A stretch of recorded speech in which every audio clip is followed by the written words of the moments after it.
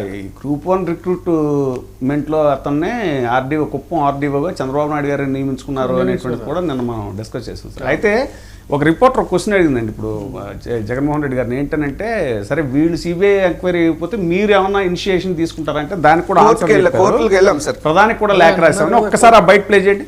జగన్మోహన్ రెడ్డి గారికి ప్రధానికి కూడా మేము లేఖ రాసాము, అమిత్ షాకి అందరికీ కూడా లేఖ.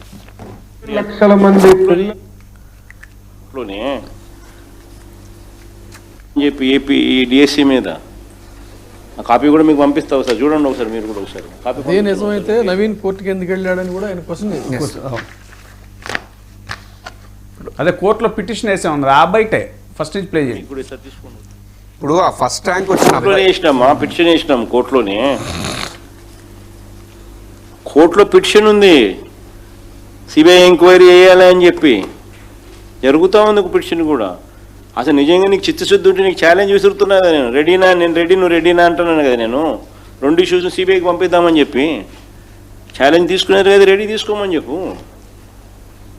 అదే జగన్మోహన్ రెడ్డి గారు చెప్పింది ఏంటంటే, ఇప్పుడు ఈయన అదే కరెక్ట్గా ఇదే అయినట్టయితే నవీన్ కోర్టుకి ఎందుకు వెళ్ళాడని ఆయన ఎదురు ప్రశ్నించారు. డిఎస్సి లాగిన్ బ్లాక్ అయిందని విద్యాశాఖ మెయిల్ పెట్టాడు నవీన్. డిఎస్సి అవుట్ సోర్సింగ్ ఉద్యోగ నవీన్కి ఫస్ట్ ర్యాంక్ ఎలా వచ్చింది? తొలి మెరిట్ లిస్టులో ఫస్ట్ ర్యాంక్ వచ్చింది, 2వ మెరిట్ లిస్టులో నవీన్ పేరు లేకుండా చూసుకున్నారని కూడా ఆయన చెప్పాడు. తర్వాత స్పోర్ట్స్ కోటాలో కావాల్సిన వాళ్ళకి ఇచ్చేశారు. పివి సింధును సాకుగా చూపించి 372 మందికి ఉద్యోగాలు ఇచ్చారు. 1 కాదు, 10 కాదు, 20 కాదు, 100 కాదు, 200 కాదు, 372 మందికి. సరే, అందులో ఈ వైసీపీ వాళ్ళు ఆరోజు ఏదో ప్యాకాట అదే, వాటి గురించి నాకైతే తెలియదు కానీ ఆటలేదు. అలాంటి ఆటల్లో బ్రిడ్జ్ గేమ్ అంటారు, వాళ్ళకి కూడా ఇచ్చారన్నారు. సో ఇక్కడ 372 మందిలో ఎవరెన్ని మెడల్స్ తీసుకొచ్చారు అని కూడా ఆయన ప్రశ్నించారు. సో ఇదంతా గ్రూప్ 1 పరీక్షల్లో అక్రమాల గురించి అవి కూడా మాట్లాడారు. సార్ ఇక్కడ ఒకటేంటంటే చాలా కేటగిరికల్గా ఆ బాధితులు కూడా అంతకుముందు మీడియా ముందుకు వచ్చారు, చూపించారు, మాకు ఇన్ని మెడల్స్ వచ్చినాయి, ఇలా వచ్చినాయి. ఇదంతా ఖచ్చితంగా ఒక మిస్అప్రాపరేషన్ అనేది అయితే జరిగింది. కానీ ఇన్ని రకాలుగా వీళ్ళు ఇంత ఆందోళన చేస్తున్నా కూడా ఎక్కడ ఒక్క 1% కూడా ప్రభుత్వంలో వాళ్ళలో దీని మీద ఒక ఏదో చేద్దాం, కనీసం ఒక ఎంక్వైరీ అన్న వేద్దాం అనేది కనిపించట్లా. సో మరి ఇలాంటి పరిస్థితుల్లో what is the next step of the YCP? దీనికి వాళ్ళు ఎక్కడ ఇప్పుడు మీరు చేస్తున్నారు, కదలిక లేదు, చలనం లేదు. సరే, కోర్టుకి వెళ్తా ఉన్నారు, అదొక ఆప్షన్, ఒక వ్యవహారం ఉంటుంది. సో నెక్స్ట్ ఏంటి, వాట్ నెక్స్ట్? సార్, ఒకటి ప్రభుత్వంలో చలనం లేకపోతే ప్రభుత్వాన్ని చలనం తెప్పించే విధంగా ప్రజల్లో చైతన్యం రగిల్చేటటువంటి ప్రక్రియకి జగన్మోహన్ రెడ్డి గారు ఏనాడు శ్రీకారం చుట్టారు. ప్రజల్లో చలనం అంటే వెరీ సారీ టు సే, నిన్న కూడా మేము డిస్కస్ చేసాం. చెప్పండి సార్. ఇప్పుడు జార్ఖండ్ లాంటి రాష్ట్రంలో కూడా విద్యార్థులు అక్కడ చాలా పెద్ద స్థాయిలో ఆందోళన చేసి వాళ్ళు అనుకున్నది అచీవ్ చేస్తారు. సరే, ఢిల్లీ లాంటి ఒక మెచ్యూర్డ్ క్యాపిటల్ ఆఫ్ ఇండియా, అక్కడ కూడా వాళ్ళు చేశారు. తెలంగాణలో అనేక ఉద్యమాలు, పోరాటాలు అవన్నీ కూడా చూసాం. బట్ వేరే ఆంధ్రప్రదేశ్లో విషయం ఏంటంటే, అదేదో సినిమా దీనికి రిలీజ్కి సంబంధించి స్టేడియంలో చాలామంది టికెట్లు ఎక్కువ ఇచ్చేశారు, మాకేమో ప్లేస్ ఇవ్వలేదని చెప్పని వాళ్ళు చాలా పెద్ద ఎత్తున ఆవేశపడి గొడవపడ్డారు.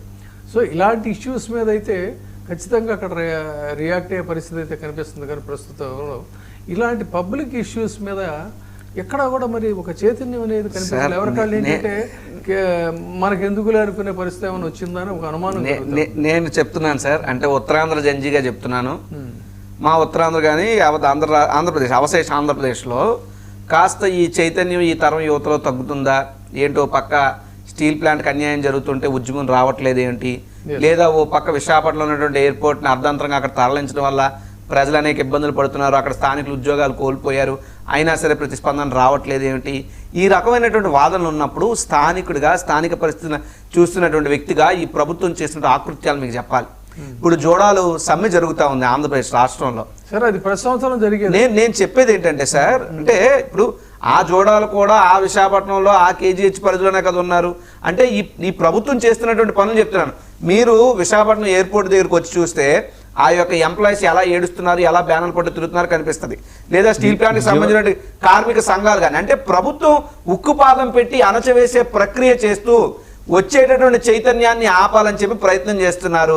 మేము ఒప్పుకుంటాం, మిగతా ప్రాంతాల కంటే మన ప్రాంతంలో ఇంకా స్ఫూర్తి రగలాల్సినటువంటి పరిస్థితులు ఉన్నాయి, మరింత చైతన్యవంతులు కావాల్సినటువంటి పరిస్థితులు ఉన్నాయి. అక్కడ స్ఫూర్తి లేదని నేను Yes. అక్కడ ఎలా అంటే నిజానికి నా కన్సర్న్ ఏంటంటే అక్కడ మనతో పాటు అడ్వకేట్ను సామాజికవేత్త అశోక్ కూడా జాయిన్ అయ్యారు. సార్ ఒకప్పుడు పెద్ద పెద్ద జాతీయ స్థాయి నాయకులకి కేంద్రంగా ఉన్నటువంటి ఆంధ్రప్రదేశ్ అంటే ఏంటి, అటు పుచ్చలపల్లి సుందరయ్య గారు కావచ్చు, విప్లవ భావాలు రేపినటువంటి కొండపల్లి సీతారామయ్య గారు కావచ్చు, లేదు మీ ప్రాంతానికి సంబంధించినటువంటి తెన్నేటి విశ్వనాథం గారు కావచ్చు, అటు రాయలసీమకి వెళ్ళినట్టయితే సరే ఆయన సుందరయ్య గారు ఇదే కానీ తర్వాత ఇంకా చూసుకున్నట్టయితే కాంగ్రెస్లో కాకాని వెంకటరత్నం గారు కావచ్చు, జయాంధ్ర ఉద్యమంలో ఇట్లా వంగవీటి రంగా వరకు అనేక మంది సమాజం కోసం వాళ్ళు పోరాటాలు చేసినటువంటి. కానీ ఇవాళ అలాంటి చోట పరిస్థితి ఏంటంటే ఒకవైపు ఏమో ఈ చైనా విద్యా సంస్థలతోనేమో కెరీర్ ఓరియంటేషన్, 9th క్లాస్ నుంచే వాళ్ళకి కెరియర్, వెంటనే దీని తర్వాత ఇది ఆస్ట్రేలియా వెళ్ళిపోవాలి, అమెరికా వెళ్ళిపోవాలి, ఇదంతా ఒక వింగ్. అయితే ఇంకొక వింగ్ ఏంటంటే మాకు టిక్కెట్లు ఎక్కువ ఇచ్చారు, స్టేడియంలోకి మమ్మల్ని ఎందుకు అనుమతించరు, సినిమా అదేదో సినిమా రిలీజా ఏదో ఏమంటారు ప్రీ రిలీజ్ ఫంక్షన్కి చాలా ఆవేశంగా ఒక మైకుల ముందు వచ్చి మాట్లాడుతుంటే అనుకోకుండా చూశాను నేను కాకతాళీయంగా, చాలా ఆవేశం వచ్చింది. ఒక ఆవేశం కాదు, తర్వాత వాళ్ళు ఏంటంటే వాళ్ళ నాయకులు మాట్లాడుతూ ఉంటే ఆ మాటల్లో ఔచిత్యం ఉందా అనౌచిత్యం ఉందా అని కూడా అక్కర్లా, వెంటనే చప్పట్లు కొట్టేయటం, చప్పట్లు అని చెప్పిన ఏదో దీంట్లో అన్నట్టుగా.